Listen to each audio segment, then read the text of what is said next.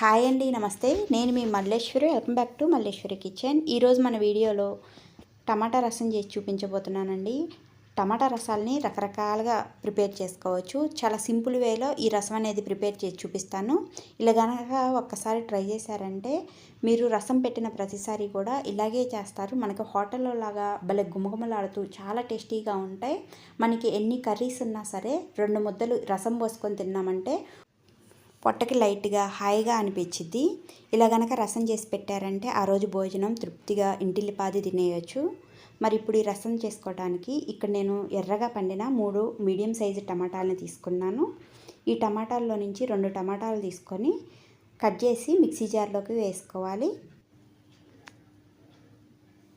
ఇలా కట్ చేసుకొని మిక్సీ జార్లోకి తీసి పెట్టుకోవాలి. ఇప్పుడు మరొక టమాటా ఉంది కదా, ఆ టమాటాను కూడా ఇలా పొడుగ్గా కట్ చేసుకొని ఒక ప్లేట్లో పెట్టేసుకొని పక్కన పెట్టేసుకుందాం.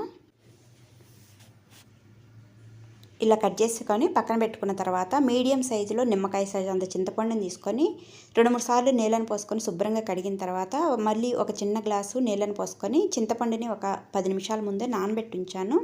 ఈ చింతపండును కూడా నీళ్ళేం వేయకుండా మిక్సీ జార్లో తీసుకొని టమాటాని చింతపండుని మెత్తగా మిక్సీ పట్టేసుకోవాలి. ఇలా మిక్సీ పట్టిన తర్వాత గిన్నెలోకి ఇలాంటి జల్లెడ పెట్టేసుకొని మిక్సీ పట్టించిన చింతపండు టమాటా పేస్ట్ ఉంది కదా, ఆ పేస్ట్ని అంతా కూడా జల్లెడలోకి తీసుకొని మనం చింతపండు నానబెట్టంగా వాటర్ అనేది ఉన్నాయి కదా, ఆ వాటర్ను వేసుకొని ఆ వాటర్ ఇంకొక చిన్న గ్లాసు వాటర్ కూడా పోసుకొని గరిటెతోటి ఈ విధంగా కొంచెం నొక్కినట్టు అన్నామంటే ఆ ప్యూరీ అంతా జల్లెల్లో నుంచి కిందకి దిగిపోయింది. ఇలా ప్యూరీ అంతా తీసి పెట్టుకున్న తర్వాత ఇప్పుడు స్టవ్ పైన ప్యాన్ పెట్టుకొని ఇందులోకి 1 టేబుల్ స్పూన్ ఆయిల్ వేసుకోవాలి. ఆయిల్ కొంచెం వేడైన తర్వాత 1 స్పూను తాలింపు గింజలు, ఒక 2 ఎండుమిరపకాయలు వేసుకోవాలి.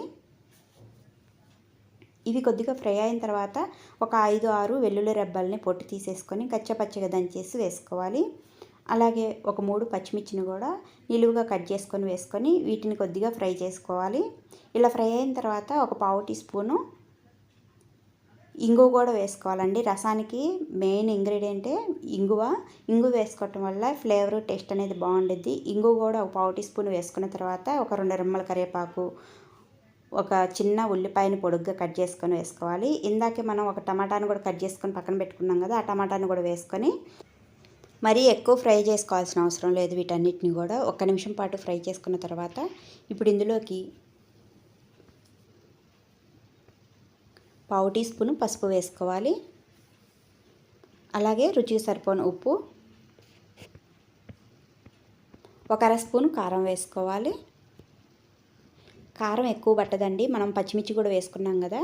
కారం 1 అర స్పూన్ వేసుకొని 1 అర నిమిషం పాటు వీటన్నిటిని కూడా ఫ్రై చేసుకున్న తర్వాత ఇక్కడ నేను ఆచి రసం పొడి తీసుకున్నాను. 1 స్పూను ఈ రసం పొడి కూడా వేసుకొని మంట లో ఫ్లేమ్లోనే వీటన్నిటిని కూడా ఫ్రై చేసుకోవాలి. 1 అర నిమిషం పాటు ఫ్రై చేసుకున్న తర్వాత ఇక్కడ రసం పొడి మీకు ఏది కావాలంటే ఆ రసం పొడి అయితే వేసుకోవచ్చండి. నేను ఇక్కడ ఆచి రసం పొడి అయితే వేసి 1 అర నిమిషం పాటు ఫ్రై చేశాను. ఇప్పుడు మనం తీసి పెట్టి ఉంచిన ఈ ప్యూరిన్ అంతా వేసుకొని రసానికి తగ్గట్టు వాటర్ కూడా పోసుకోవాలి. మీరు తినే పులుపును బట్టి వాటర్ అనేది ఎక్కువ తక్కువ చూసుకొని పోసుకోండి.